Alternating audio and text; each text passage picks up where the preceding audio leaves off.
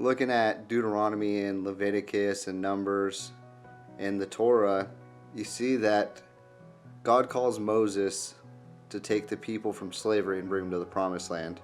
And in the process of doing so, they have to survive through the wilderness for 40 years. And you look at the people and they're whining and complaining, like, oh, why is God not feeding us? Why is God not caring for us? Is he even there? And that's after them seeing the miracles that God has performed. And God is physically there. And I feel like a lot of us are going through that moment where we feel as though we're in the wilderness, myself included. You feel like you're in the wilderness and the world is coming crumbling around you, but you're not taking into consideration that God is there and God has provided exactly what you need. Like you have food and you have a roof over your head and you have this and that, but you feel like, you're out in the middle of nowhere with no help and no nothing. I feel like that's a common problem right now, is that I wouldn't even say just right now, I'd say all throughout society and all throughout history, obviously looking at the Bible, that we feel like we need more than what we do. And sometimes we have to go through these moments of suffering to kind of gain perspective on what it is that we have and what we actually need. I mean, once, for instance, you can be making $4,000 a month, be on top of the world, buying all your toys and buying all this and that, and all of a sudden say you drop down to $2,000 a month, and you feel like, oh no, how am I ever going to pay for anything? Yet at the same point, your rent's being paid, you have food, you have this and that, and you start to come to realization that, oh yeah, I didn't actually need A, B, and C.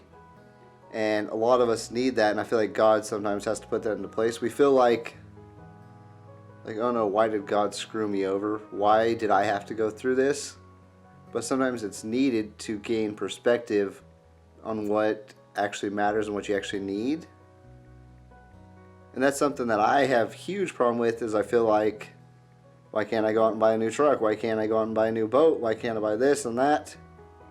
But then I look around and I've got a beautiful family, I've got a house, I have food. What else do I really need? I've got God, I've got family, and I've got shelter and food. So what more can we ask for?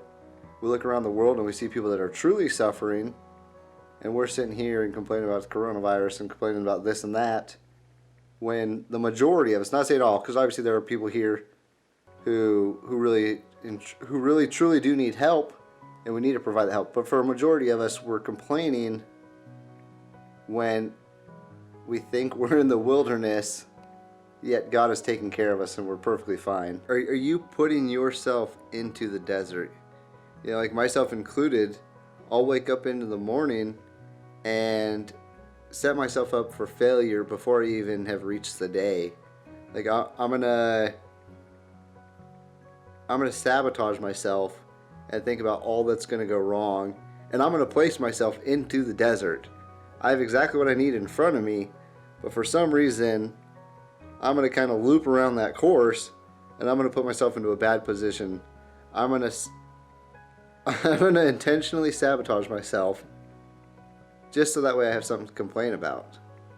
Like, is that something that you're doing? Are you, whether it be intentionally or unintentionally, are you putting yourself into a place where you can't receive the blessings that, in the promised land that God has given to you? Just think about that. Think about what it is that you actually have. And are you really in the wilderness? Has God actually abandoned you? Or do you have everything that you actually need in front of you? God bless. Love you all.